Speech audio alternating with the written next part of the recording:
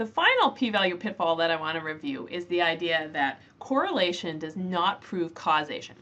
This is probably an idea that all of you have heard of before, so I'm just going to go over this quickly, but I feel that it's necessary to mention it. Whenever you get a statistically significant result, you find that two groups are significantly different or that two variables appear to correlate, of course, that doesn't prove causality.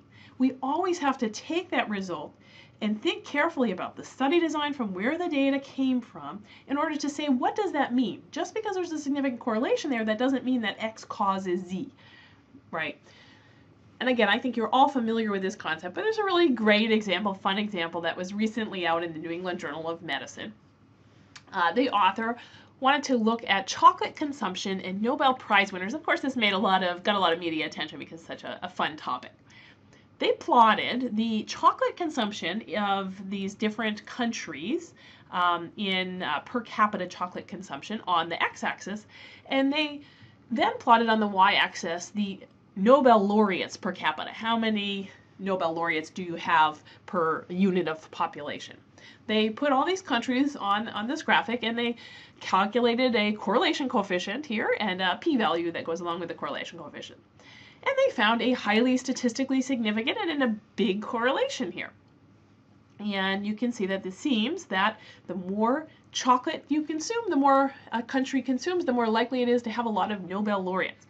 Of course, I think everybody would agree that if you look at these data, you're not going to want to just say from this that eating chocolate therefore increases your likelihood of being a Nobel Prize winner. It would be great if that were the case. I love the studies that say, you should drink wine and drink coffee and eat chocolate because that's going to improve your health and make you smart in things.